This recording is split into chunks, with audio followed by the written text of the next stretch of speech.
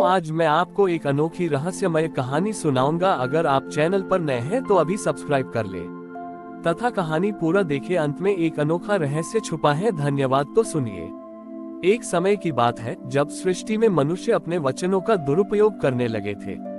लोग बिना सोचे समझे दूसरों को कठोर बातें कहते थे, झूठी अफवाहें फैलाते थे और निंदा करते थे।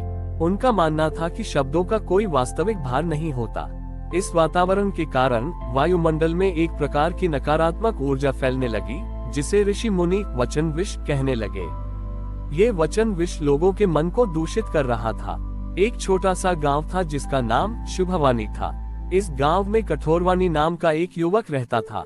कठोरवाणी बहुत अच्छा वक्ता था, लेकिन वह हमेशा अपनी बातों से दूसरों को पीड़ा पहुंचाता था।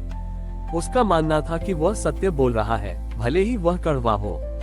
कठोरवाणी की आलोचना और कड़वी बातें इतनी तीव्र थी कि उसके आसपास के लोग उससे दूर भागने लगे थे। एक दिन महादेव ने कठोरवाणी को इस वचन विष का असली स्वरूप दिखाने का निश्चय किया। महादेव ने एक वृद्ध, दुखी और कांपते हुए किसान का रूप धारण किया और कठोरवाणी के पास गए।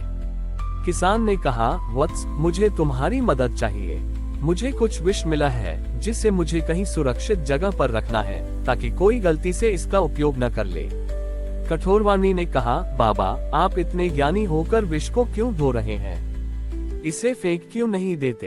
किसान महादेव ने कहा, ये विष ऐसा है कि इसे फेंका नहीं जा सकता। इसे केवल धारण किया जा सकता है।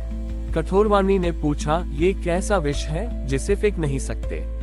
महादेव ने तब अपने नीले कंठ की ओर इशारा किया और बोले, ये विष और कुछ नहीं बल्कि तुम्हारे और तुम्हारे जैसे लोगों द्वारा फैलाया गया वचन विष है। जब तुम कड़वे और झूठे शब्द बोलते हो तो वह हवा में फैलकर इस विष में बदल जाता है। महादेव ने समझाया, तुमने सोचा कि तुम्हारे शब्द हल्के हैं, पर उन्होंने तुम्हारे आसपास के लोगों को भीतर ही भीतर जला दिया। ये वचन विष इतना शक्तिशाली है कि मैंने भी इसे सृष्टि के कल्याण के लिए अपने कंठ में धारण किया है। इसे नष्ट नहीं किया जा सकता, इसे केवल प्रेम और करुणा से शुद्ध किया जा सकता है। महादेव ने कठोरवाणी को अपनी आंखों से देखने की शक्ति दी। कठोरवाणी ने देखा कि जब भी वह किसी को कठोर बात कहता था तो उसके मुख से काला जहरीला धुआं निकलता था, जो सीधे उस व्यक्ति के हृदय को छूता था।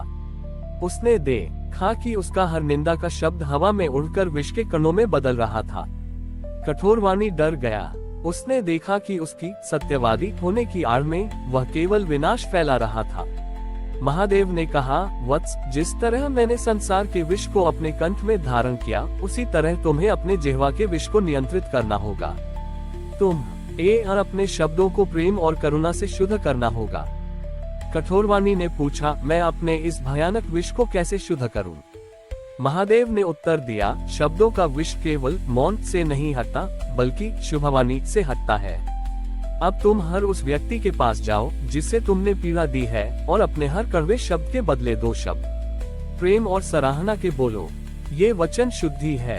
कठोरवाणी ने अपनी सारी वाक्पटुता त्याग दी और अपने जीवन के सबसे कठिन काम में जुट गया, लोगों से विनम्रता, प्रेम और सत्य बोलना।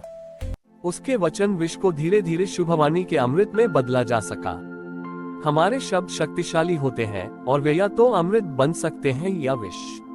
हमें हमेशा अपने शब्दों को करुणा और प्रेम से तौलकर बोलना चाहिए, क्योंकि बोले गए कठोर शब्द न केवल दूसरों को बल्कि स्वयं हमें भी दूषित करते हैं। कठोरवाणी ने महादेव के आदेश को अपने जीवन का नया धर्म बना लिया। उसने अपनी बोलने की कला को विनाश से हटाकर निर्माण में लगा दिया।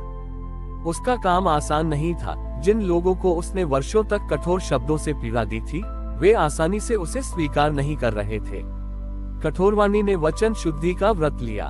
उसने हर सुबह उठकर उन लोगों की एक सूची बनाई जिनसे उसे क्षमा मांगनी थी।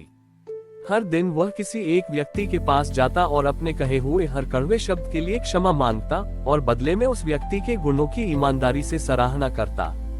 शुरुआत में लोगों को संदेह हुआ। उन्होंने सोचा कि कठोरवाणी कोई नया नाटक कर रहा है, लेकिन जब उन्होंने देखा कि कठोरवाणी अपनी क्षमा याचना में कितना विनम्र और सच्चा है और उसकी सराहना कितनी निस्वार्थ है, तो उनका हृदय पिघलने लगा। धीरे धीरे कठोरवाणी के मुख से निकलने वाला वचन विष कम होता गया। उसके मन की शुद्धि के साथ उसके आसपास की हवा भी शांत और स्वच्छ होने लगी। एक बार गांव में एक बड़ा विवाद छिड़ गया।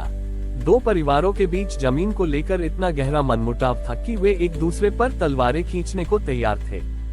गांव का कोई भी व्यक्ति उन्हें शांत नहीं करा पा रहा था। तभी कठोरवाणी वहां पहुंचा, लेकिन इस बार वह तर्क देने या किसी को सही गलत बताने नहीं गया।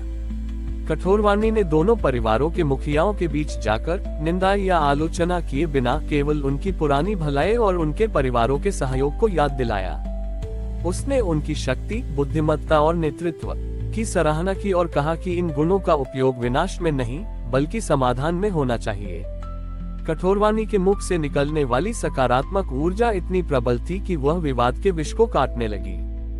दोनों मुखिया, जिन्हें कभी किसी ने सराहना नहीं की थी, शांत हो गए और उन्होंने अपनी लड़ाई रोक दी।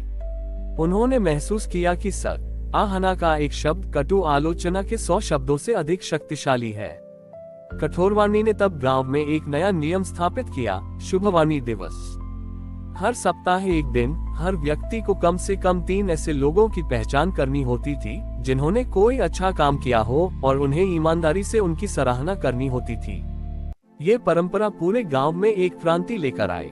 जब लोगों ने एक दूसरे की आलोचना करना कम किया और सराहना करना शुरू किया, तो उनके भीतर से खुशी और सहयोग का संचार होने लगा। किसी को भी अब कठोर या नकारात्मक शब्द सुनने को नहीं मिलते थे और गांव का माहौल अमृत के समान शुद्ध हो गया। महादेव कैलाश पर विराजमान अपने नीले कंठ पर हाथ फेरते हुए मुस्कुराए। उन्होंने देखा कि कठोरवाणी ने न केवल अपने भीतर के विष को शुद्ध किया, बल्कि पूरे समाज के वचन विष को शुभवाणी के अमृत में बदल दिया। महादेव ने संदेश दिया, मैंने संसार का विष धारण किया, पर तुम सबने अपने वचनों का विष त्यागा। याद रखना, सृष्टि में सबसे बड़ी शक्ति तुम्हारे मुख में है। इसका उपयोग हमेशा निर्माण के लिए करना। और इस प्रकार शुभवाणी गांव सकारात्मकता और प्रेम का केंद्र बन गया, जहां हर शब्द एक आशीर्वाद होता था। कठोर सत्य बोलने से अधिक महत्वपूर्ण है कि हम अपने शब्दों को किस भावना से और किस उद्देश्य से बोलते हैं। सच्चे और प्रेमपूर्ण वचन ही समाज में शांति, सहयोग और प्रगति का निर्माण करते हैं। हमारी और भी आध्यात्मिक एवं अनोखी कहानियां देखने के लिए हमारे चैनल पर जाएं तथा धार्मिक एवं पौराणिक अनोखी कहानियां हमारे चैनल पर है। कृपया जाके देखें तथा हमारे चैनल को सब्सक्राइब करके रखें और वीडियो लाइक जरूर करें। धन्यवाद।